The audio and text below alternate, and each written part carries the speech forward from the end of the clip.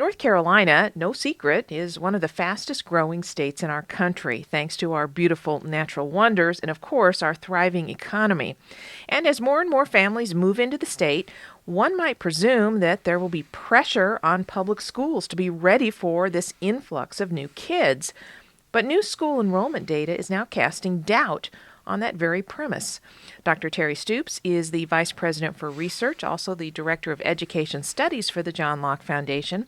He's been writing about these enrollment trends at johnlocke.org. Terry, welcome back to the show. Thank you. Give us the update on enrollment in the two largest public school systems in the state, Wake and Mecklenburg. Well, Mecklenburg released their 20-day numbers, and it indicated that compared to last year, they were down around 465 kids. And that's for the size of the system that has about 147,000 kids.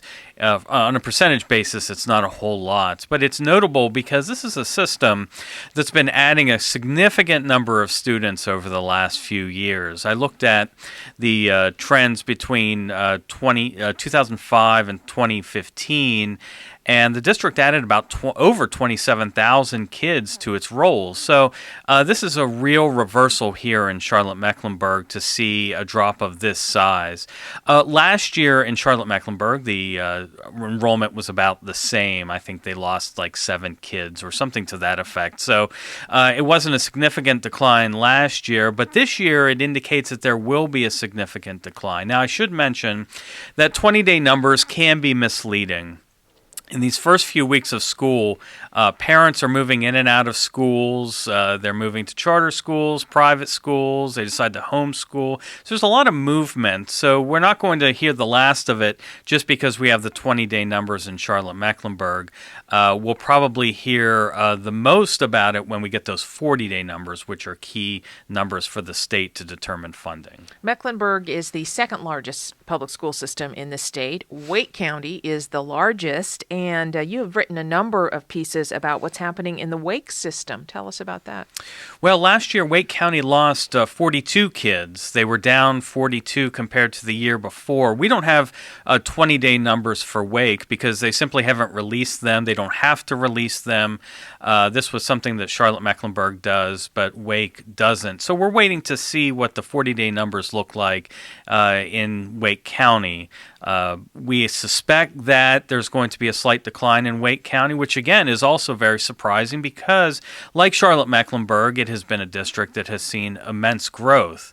Now, one little catch to all this is that at the beginning of the school year, there was a report in the Durham Herald-Sun that indicated that the Durham County schools had an increase of kids this year, an unexpected increase of kids this year compared to the year before. So I don't know what that means for Wake County. I don't know if Durham's what they're experiencing there is going to mean the same for Wake County, or whether Wake County is going to have a different experience in Durham. I mean, Durham was caught off guard with this increase, and even Durham County officials weren't quite sure why there were more students than they anticipated. So we've got Charlotte-Mecklenburg with these 20-day numbers. They've been down now for 2 years. That's kind of the trend that we're seeing there, knowing it could change. Then in Durham County, we're seeing a bit of an uptick. And in Wake County, that 42, was that 42 additional students, or did they lose 42 in those numbers that you were talking about? They lost 42 students, and that was quite a shock, I think, to everyone, considering that the Wake County school demographers predicted that there would be hundreds, if not thousands, of additional students attending the schools that year. So that was a real surprise when those numbers came out and were reported on by the News and Observer. Any idea what is factoring into this? Is it a trend? Are we seeing it in other places in the state? Is it just happenstance? Well, we're seeing a combination of factors that are playing a role here. Declining birth rates are playing a role.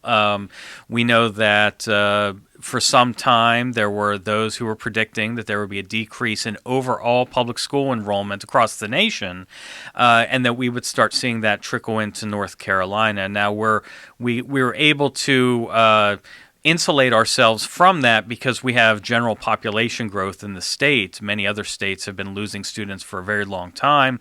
So now it's just catching up to North Carolina. But birth rates are having a factor. Even though we have an increased population in our urban centers, a lot of that increase is not families. It's either retirees or those without children. So that's playing a role. But school choice, without a doubt, is also playing a role. Tell us more about that, because we know that this state is one of the leaders in school choice. We know that we have a absolutely booming homeschool movement, as well as people opting for virtual charters, brick and mortar charters, private schools, etc.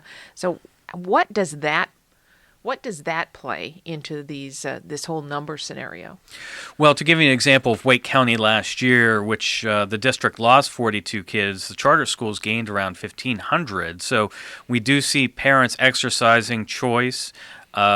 Wake County, of course, has a tremendous homeschool population, the largest in the state, largest private school population. So we're seeing parents more often than not starting to opt for these choices that are provided them.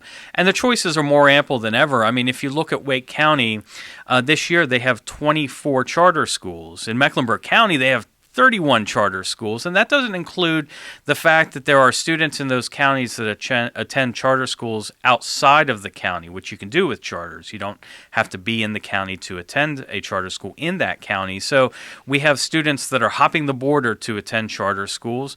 Homeschooling is as popular than ever in North Carolina, with around 145,000 homeschool students across the state. And then we have private schools, which aren't growing as fast, but I think due in part to the Opportunity Scholarship, the vouchers that are available to children and their families, and the special needs savings account that also they have available. We're going to see a continued uptick in the number of private school students due to those programs. Terry, what is it that parents and kids are finding in these other options that they're not finding in a traditional public school classroom? Well, it varies by the family, and this is the important point, is that no two families choose an alternative based on the same criteria. Sometimes I know that parents in Wake County feel it's kind of daunting to have their kid in a system that has 160,000 children. There are school size issues, there are school safety issues, academic rigor plays a role. Sometimes the values of the family are not consistent with the values of the school system. We saw recently that at Heritage High School in Wake County, there was a questionnaire given out to students that many parents thought was inappropriate. It's those sorts of things that parents look at, the kind of things that are being offered at their school, and prompts them to consider alternatives. And we should, as much as possible, provide those alternatives for parents based on whatever criteria they use to select their school.